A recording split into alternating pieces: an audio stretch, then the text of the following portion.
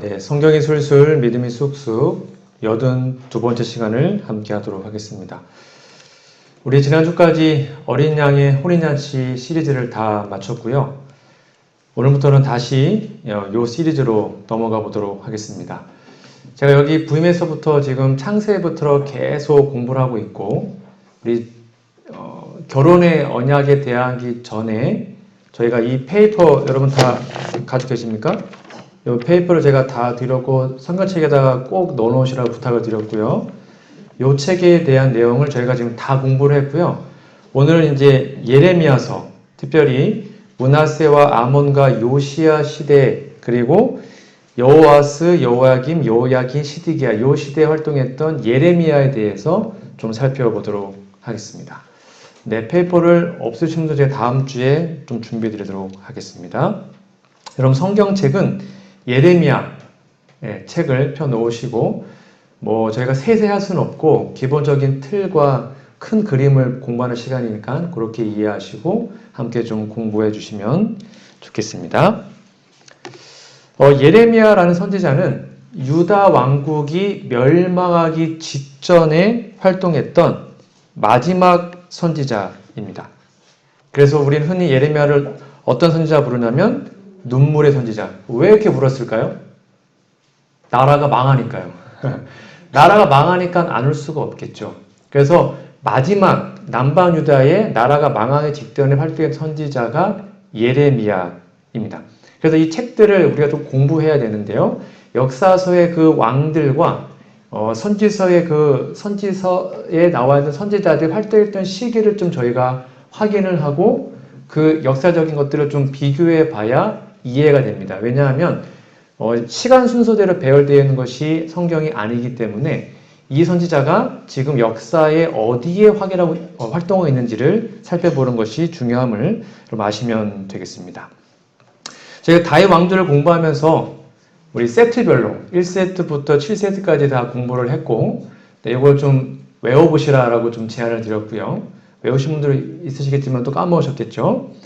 지금 저희가 공부할 시기는 이제 마지막 포로로 잡혀갔던 왕들 이 부분을 오늘부터 좀 공부를 해보도록 하겠습니다.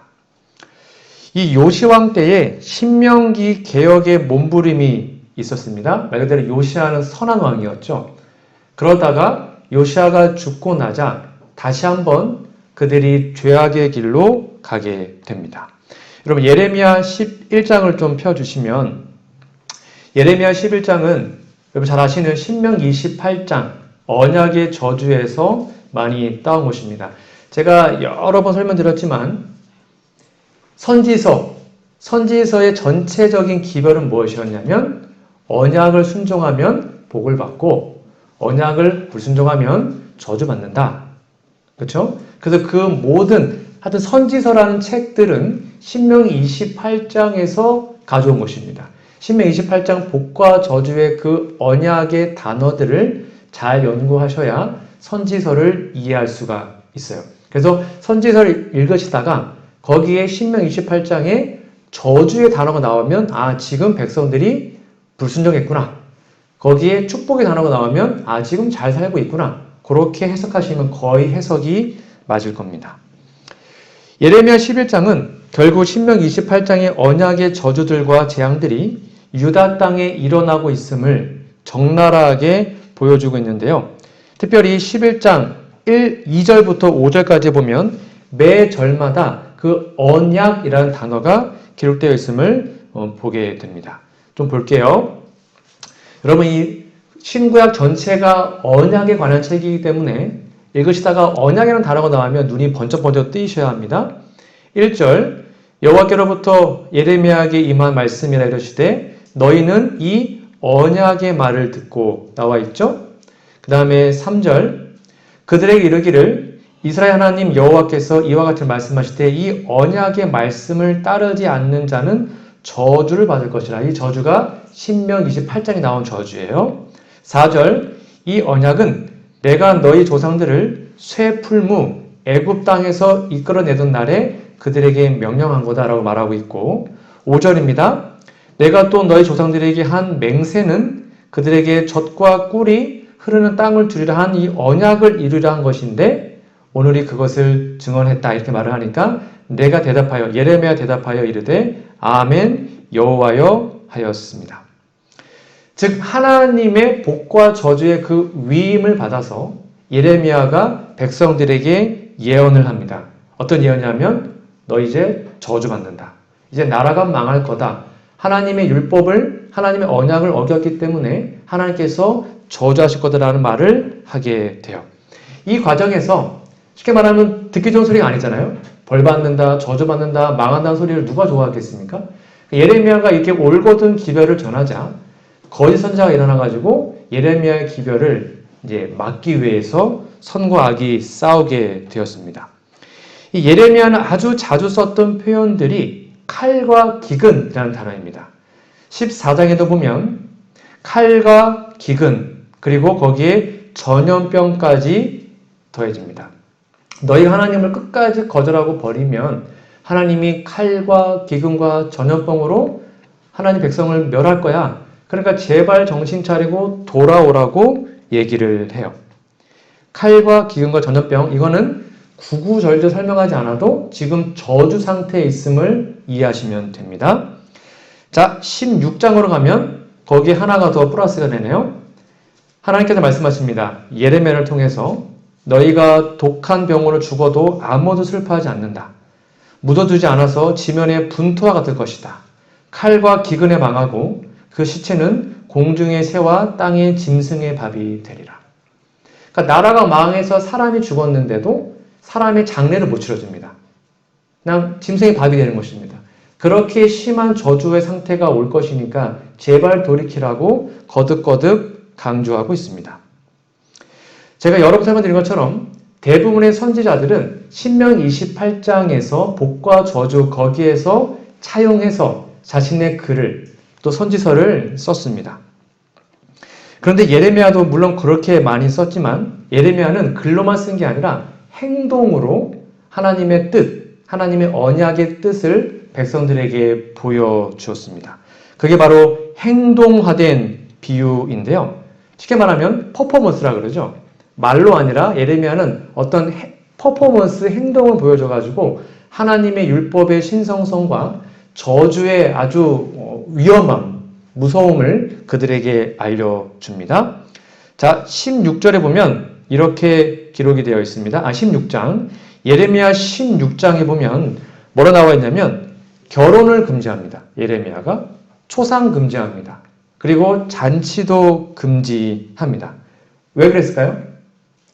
결혼해봤자 이제 곧 나라가 망할 거니까 의미가 없고 초상을 치러봤자 아무도 장례 안 치러줄 거니까 의미가 없고 잔치해봤자 이제 곧 다 죽을 거니까 잔치하지 마라. 그러니까 우리가 끝까지 너희가 끝까지 하나님의 말씀을 거절하면 이런 상태가 올 것이라는 것으로 거듭거듭 강조의 기별을 말을 합니다. 그리고 19장에 보면 이렇게 나와 있습니다. 19장 여러분 성경책을 직접 보시면 더 좋아요. 19장 7절 거기에도 계속 저주가 나옵니다. 칼과 들짐승으로 망할 거다. 19장 8절 이방인들에 의해서 놀람과 조롱의 저주가 있을 거다. 여러분 앞에 PPT에 보시면 19장 8절에다가 신명기 28장 37절 적어 놓으시면 돼요. 거기서 따온 것입니다. 이게 짝꿍입니다. 그리고 19장 9절 자식과 친구의 인육을 먹는다. 그러니까 너무 먹을 게 없으니까 이제 서로 잡아먹는 사람의 고기를 먹는 지경까지 갈 거다. 제발 돌이켜라라고 말을 해요. 이거는 신명기 28장 53절 57절에서 가져온 겁니다. 이렇게 깨진 오지명에 관한 이러한 기별을 전함으로 하나님의 그 귀한 사랑을 제발 깨닫고 돌아오라고 목이 터져라 얘기를 합니다. 아주 저주의 기별을 극대화시키고 있는 거죠. 그런데도 듣지 않았습니다. 자, 여러분 여호야김이라는 사람이 있는데요. 여기 보시면 마지막 이제 잡혀갔던 왕들 중에 포로로 간 왕들 중에 여호와스 다음에 여호야김이라는 왕이 등장을 합니다. 이 여호야김이 등장했던 내용이 바로 예레미야 36장에 기록이 되어 있습니다. 여러분 아마 한두 번 정도는 읽어봤을 내용인데요. 아마 왕대 이름이 좀 헷갈렸을 텐데 여호야김이라는 왕입니다. 여기 보면 예레미야 36장을 좀 보십시오. 예레미야가 잡혔죠. 그래서 자신의 서기관 바룩이라는 사람에게 대피하게 합니다. 그리고 경고의 기별을 왕에게 두루마리에 써서 왕에게 갖다 주라고 얘기를 하죠. 그때 갖다 줬던 왕이 여호야김이라는 사람입니다. 이렇게 나와 있습니다. 36장 22절 23절입니다. 그때는 아홉째 달이라 왕이 겨울 궁전에 있었고 그 앞에는 불피운 화로가 있더라. 여후디가 선언적을 낭독하면 이게 지금 예레미야의 경고의 기별입니다. 왕이 면도칼로 그것을 연하여 베어 화롯불에 던져서 두루마리를 모두 태웠더라. 한 나라의 왕, 특별히 남은 백성, 그 당시에 유다는 유일한 남은 백성이었는데 유다의 왕이 하나님의 백성을 잘 이끌 왕이 하나님의 말씀을 들은 그 두루마리를 어떻게 했어요? 찢어서 버려버립니다. 찢어서 버려버립니다. 하나님의 말씀이 울려 퍼질 때 옷을 찢고 마음을 찢고 회개해야 되는데 뭘 찢어요? 말씀을 찢어버린 것입니다. 왕이 그렇게 합니다. 그러자 예레미야는 하나님의 말씀 따라서 또 다른 두루마기를 다시 적어서 보내죠. 이렇게 얘기합니다. 36장 30절 그러므로 여호와께서 유다의 왕 여호야김에 대하여 이와 같이 말씀하시니라. 그에게 다윗의 왕이 앉을 자가 없게 될 것이요. 이제 대가 끊기는 것입니다. 그의 시체는 버림을 당하여 낮에는 더위, 밤에는 추위를 당하리라. 쉽게 말하면 장사 지내지 못한다 이 말이죠. 이 말씀대로 여호야김의 아들, 그의 아들 여호야긴입니다. 여호야김이 아들이 여호야긴이었는데요. 불과 석 달 동안만 유다를 통치하다가 바벨론으로 끌려갑니다. 그리고는 비참하게 죽임을 당하게 되죠. 왜 이렇게 비참하게 죽임을 당하고 결국 다윗 왕조의 씨가 말랐을까? 대가 끊겼을까? 거기에 이렇게 나와 있습니다. 36장 31절입니다. 이건 오늘날 우리에게도 시사하는 바가 큽니다. 또 내가 그와 그의 자손과 신하들을 그들의 죄악으로 말미암아 벌할 것이라. 내가 일찍이 그들과 예루살렘 주민과 유다 사람들에게 그의 모든 재난을 내리리라 선포했으나 쉽게 말하면 경고의 기별을 끊임없이 보냈는데요. 그들이 여기다 밑줄 쫙 그어놓으십시오. 듣지 아니하였더라.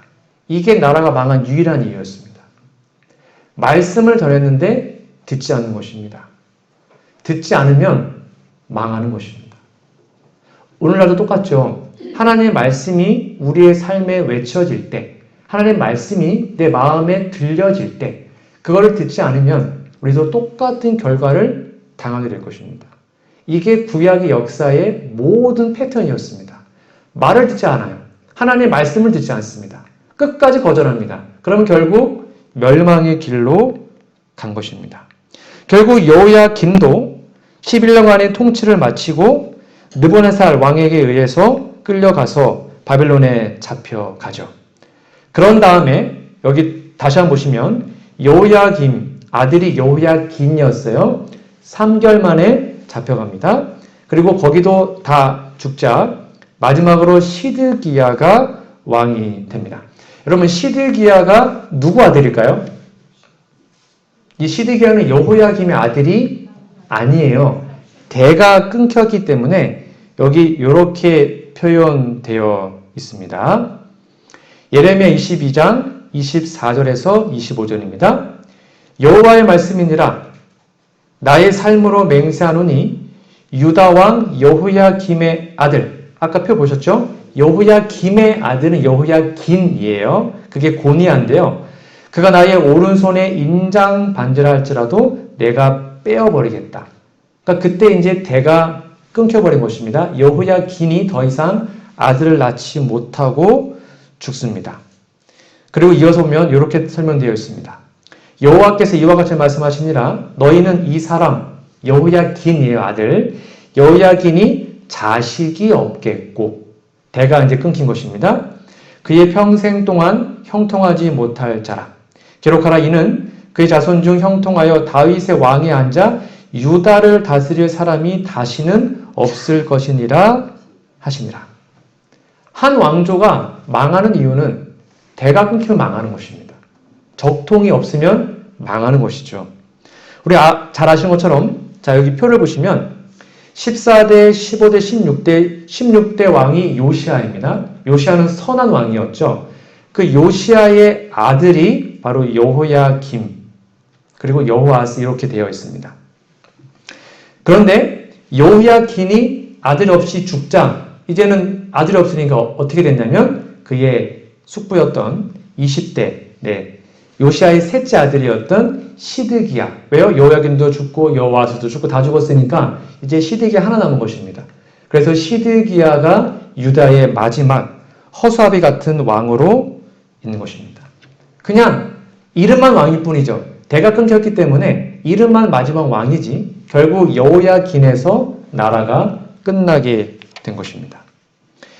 그러면 이 마지막 왕이었던 이 시드기야는 어떤 사람이었을까요? 표대로 요시야의 아들이었습니다. 그리고 19대 왕이었던 여호야긴에게는 삼촌이었죠. 왕의 대가 끊어져 어쩔 수 없이 왕족 중에 아무나 세웠던 것입니다. 그래서 이렇게 대가 끊기자 성경은 이렇게 이 시대를 설명합니다. 역대하 36장 16절입니다. 그 백성이 하나님의 사자를 비웃고 아까 말했죠? 말씀이 전해졌는데도 듣진 않아요. 비웃어요. 핍박합니다. 그리고 하나님의 말씀을 멸시하죠. 불태워버리죠. 그 선지자를 욕하여 여호와의 진노로 그 백성에게 미쳐서 만회할 수 없게 하였다라고 얘기합니다. 여러분 만회할 수 없다는 게 무슨 말일까요? 더 이상 기회가 없다는 것입니다. 은혜의 시기가 끝났다는 것이죠. 더 이상 회개할 수 있는, 만회할 수 있는, 돌이킬 수 있는 기회마저도 다 날려버린 것입니다. 이 당시 하나님의 나라를 다스렸던, 이끌어갔던 세 가지의 직분이 있다고 그랬죠. 왕과 선지자와 그 다음에 제사장이었습니다. 이 세 직분은 유일하게 기름 부음을 받아서 그들의 사업을 시작했고 이 세 직분 서로 보완해 가면서 하나님의 백성들을 깨우치는 일을 했습니다. 근데 이 세 직분에 왕, 선지자, 제사장이 다 타락을 했기 때문에 싹 다 타락했기 때문에 나라는 결국 망하게 된 것이죠. 이렇게 기록되어 있습니다. 역대하 36장 11절, 12절. 시드기야가 아까 봤던 마지막 왕입니다. 왕위에 오를 때 나이가 21세라 예루살렘에서 11년 동안 다스리며 그의 하나님 여호와 보시기에 악을 행하고 선지자 예레미야가, 그래서 시드기야 시대와 예레미야 시대가 같은 거예요. 같은 시대였습니다. 여호와의 말씀으로 일러도 그 앞에서 겸손하지 아니하였으며, 이게 무슨 말이냐면 듣지 않았다 그 말입니다. 교만함은 말을 듣지 않습니다. 교만한 사람은 자기 마음대로 합니다. 남의 말 듣지 않습니다. 근데 겸손한 사람은 누군가로 말을 들으면 그대로 순종하죠. 즉 겸손하지 않았다 이 말은 뭐냐면 하나님의 말씀을 듣지 않았다. 지 마음대로 했다 이 말이죠. 이렇게 마지막 왕이었던 이 시드기야마저도 하나님의 뜻을 거절하자 결국 왕이, 이 느부갓네살 왕이 직접 나서서 이렇게 합니다. 여러분 이거 되게 이상하지 않습니까? 역대하 36장 13절에 보면 느부갓네살 왕이 이방인입니까? 아니면 이방인이 아닙니까? 이방인이잖아요. 근데 이방인이 하나님의 백성의 나라의 왕이었던 시드기야를 하나님을 가리켜 맹세하게 합니다. 너 하나님을 똑바로 믿어라 이 말이에요. 하나님께 언약 맺고 맹세해라 이렇게 얘기하거든요. 이방인인데 유다 왕이 그렇게 얘기를 해요. 그런데도요 시드기야가 왕을 배반하고 목을 곧게 하며 마음을 완악하게 하여 이스라엘 하나님 여호와께 돌아오지 아니합니다. 이상하지 않습니까? 불신자가 제발 똑바로 믿으면 안 될까? 이렇게 얘기하는데 하나님의 백성이었던 시드기야가 싫은데 이렇게 한 것입니다. 이 정도로 완전히 타락했습니다. 왕이 타락했습니다.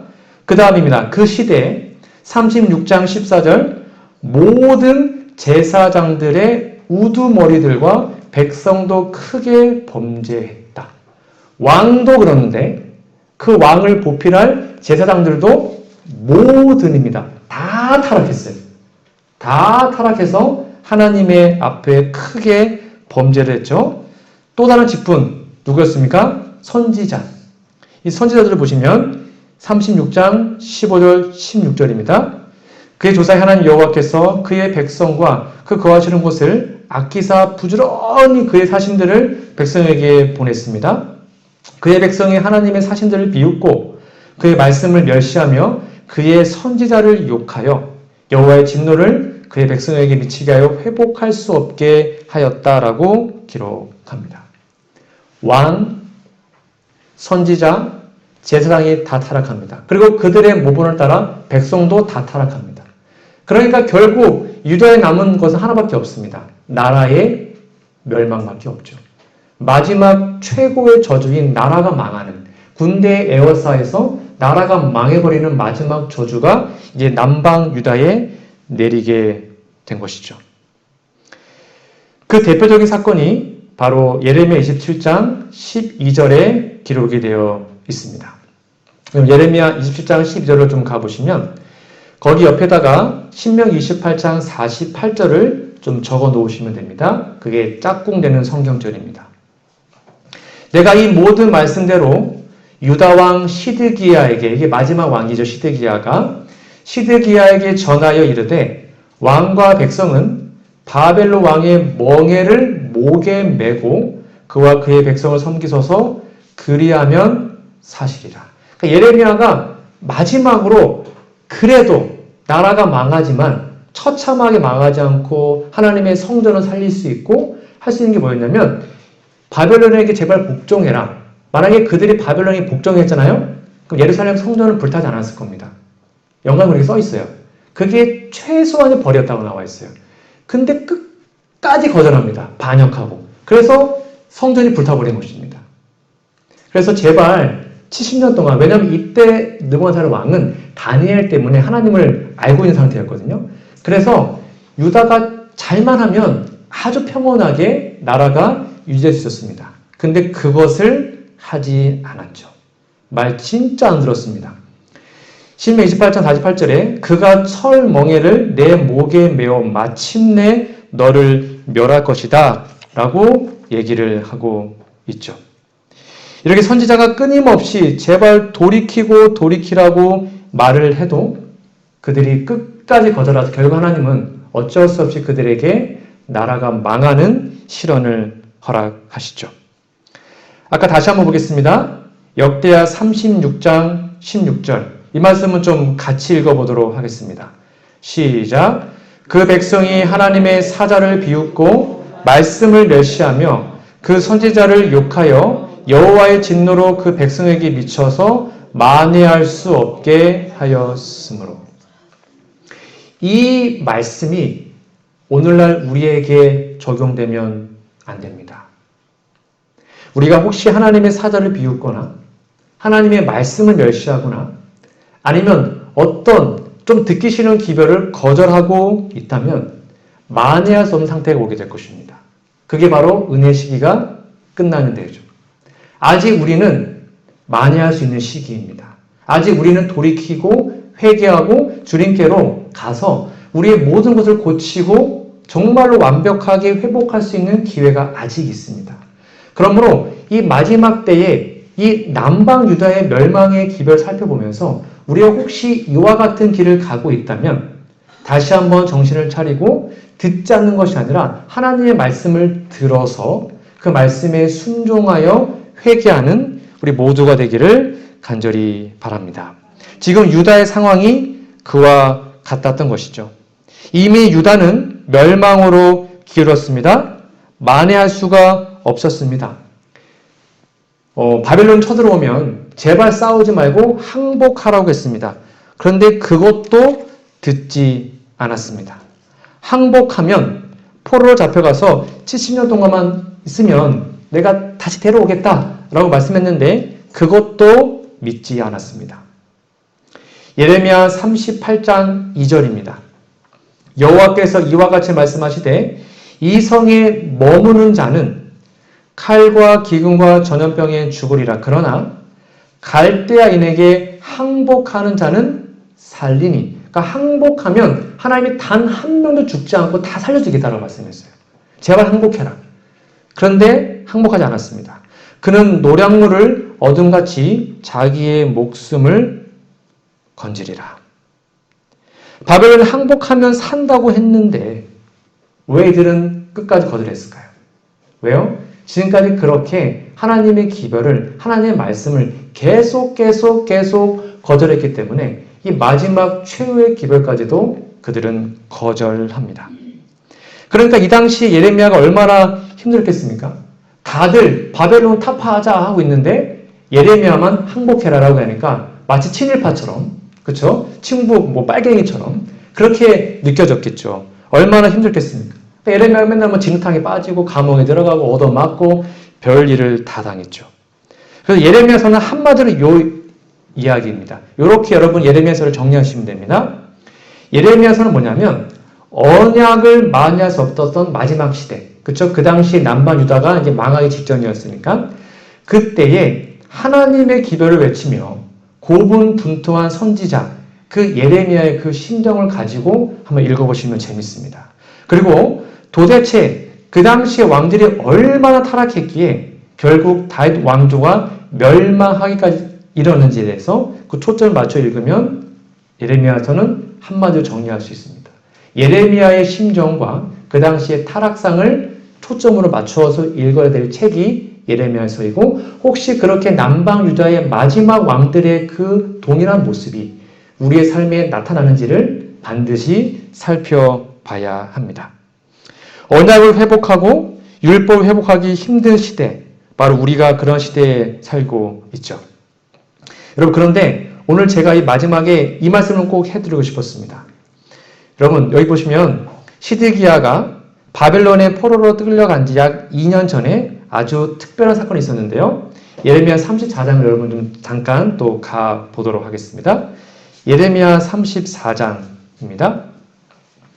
여기 보시면 34장 2절 3절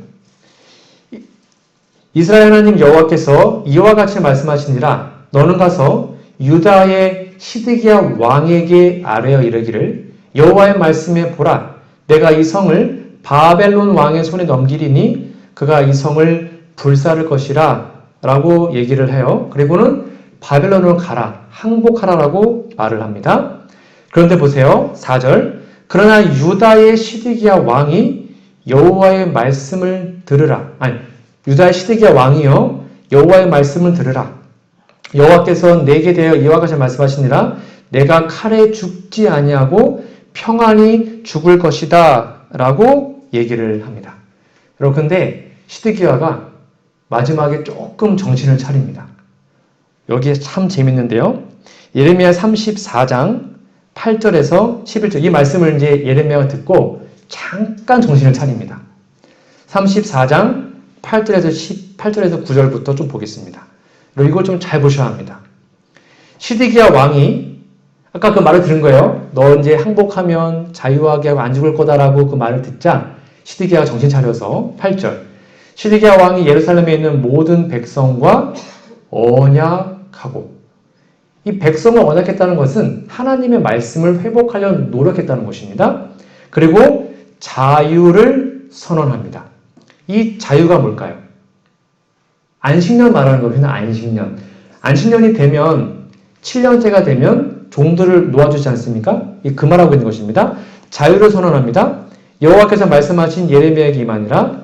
그렇게 하니까 시드기야가 조금 정신 차려서 말씀에 순종하니까 딱 하나 순종했거든요.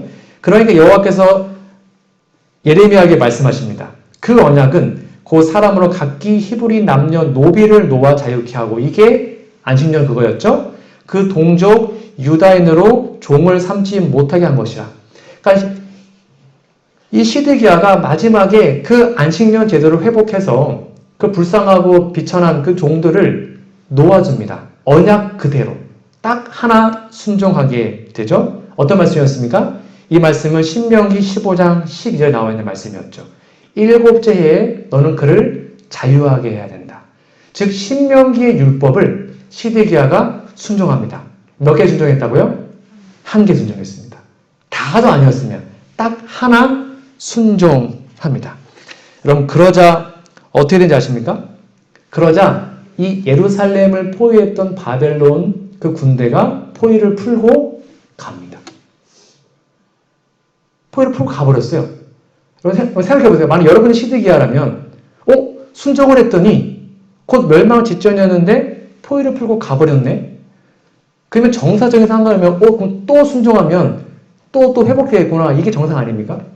근데 딱 하나 순종해가지고 하나님 포위를 풀고 예루살렘을 이렇게 조금의 유예의 시간을 주자 어떻게 하는지 아십니까?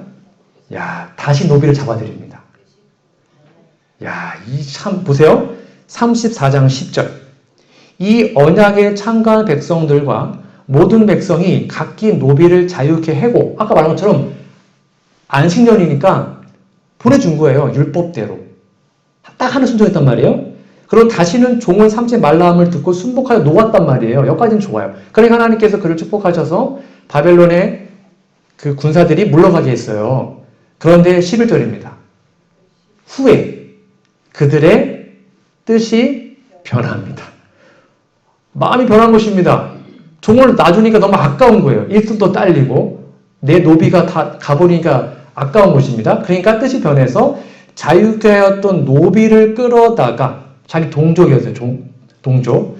다시 끌어다가 복종시켜서 노비를 삼아 버립니다.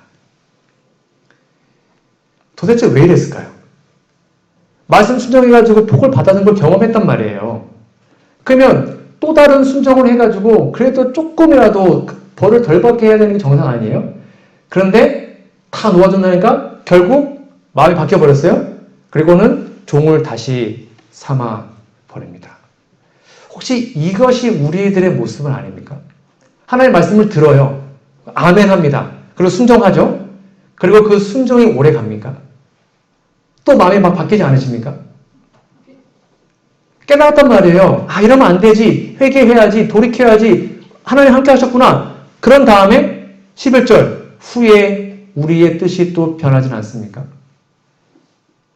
만약에 그렇게 계속 우리의 마음이 변하고 있다면 우리는 남방 유다와 같은 결과를 당하게 되는 거예요. 이렇게 마지막에 이들의 마음이 변하자 진짜 나라가 망해서 바벨론이 쳐들어오고 나라가 불타게 됩니다. 이렇게 기록되어 있습니다. 이 사건이 있은 후에 34장 17절입니다. 나 여호와 이같이 말하노라 너희가 나를 듣지 아니하고 각기 형제와 이웃에게 자유를 선언하는 것을 실행치 아니하고 그렇죠? 그 안식년 노예제도 해방을 너희가 또 어겼으니까 내가 너희에게 자유 선언하여 너희를 칼과 연병과 기근에 붙이리라. 나 여호와의 말이니라 내가 너희를 세계 열방 중에서 흩어지게 하겠다. 진짜 이제 끝난 것입니다. 마지막 은혜의 시기까지 끝나버린 것이죠. 왜 그랬을까요?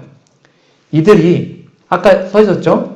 시드기야가 백성과 언약을 맺고 그의 노예들을 풀어줬단 말이에요. 그 풀어줬을 때 언약을 어떻게 맺었냐면 이렇게 맺었습니다. 여러분 언약 다 배우셨죠? 짐승 잡아서 반 가르고 그거대로 했어요. 보십시오. 34장 18절 송아지를 둘러 쪼개고 그 두 사이로 지나서 내 앞에 언약을 세웠단 말이에요. 다시는 하나님의 뜻대로 불순종하지 않겠습니다. 다시는 이 백성들, 이 노예들 제가 억압하지 않겠습니다. 라고 언약을 맺었단 말이에요. 그리고는 다 해방시켰어요. 노예들을. 그런데 그렇게 피해 언약을 맺은 다음에 마음이 변해서 언약을 어겨버립니다. 그러자 하나님께서 곧 쪼갠 송아지 사이로 지난 유다 방백들과 예루살렘 방백들과 환관들과 제사장들과 이 땅의 모든 백성들을 어떻게 한다요? 너희의 시체가 공중의 새들과 땅의 짐승의 식물이 되겠다라고 얘기합니다. 결국 시드기야는 이 마지막 희망의 언약까지도 어겼기 때문에 잡혀갑니다. 바벨론에 잡혀갑니다. 어떻게 죽은지 아십니까? 시드기야가 죽기 전에 먼저 시드기야 눈앞에서 아들이 죽습니다. 자신의 아들이 눈앞에 죽는 걸 먼저 봐요. 그 다음에 시드기야의 눈을 뽑아버립니다. 그리고는 죽어요. 얼마나 비참합니까? 예레미야 39장 6절에서 7절 바벨론 왕이 림나에서 시드기야의 눈 앞에서 아버지 앞에서 아들이 죽는 걸 보는 거예요. 그의 아들들을 죽여요. 왕이 또 유다의 모든 귀족을 죽였어요. 왕이 또 시드기야의 눈을 빼어버립니다. 그리고 바벨론에 옮겨가서 사슬로 결박합니다. 그런 다음에 아까 말했던 원래 노예들을 해방시켜야 되잖아요. 안식년이니까. 그거를 이 시드기야가 하다가 중간에 안 했단 말이에요. 그래서 하나님이 바벨론을 통해서 그 일을 하십니다. 이게 요 이야기예요. 이해하면 여러분 이해가 되실 겁니다. 예레미야 39장 10절 시드기야가 잡혀간 다음에 사령관 느부사라단이 이게 바벨론의 장수였거든요. 아무 소유가 없는 빈민을 유다 땅에 남겨두고 그날의 포도원과 밭을 그들에게 주었더라. 그러니까 원래 이거를 시드기야 왕들이 해야 되는 거예요. 근데 그걸 안 하니까 왕을 잡아가서 없애버리고 그 다음에 이방인이 와가지고 안식년을 그걸 회복시켜줍니다. 땅 다 주고 밭도 주고 다 회복시켜줍니다. 이 얼마나 어이없는 일입니까? 이렇게 바벨론을 시켜서 하나님의 말씀대로 순종하게 만들고 자유를 선포하죠.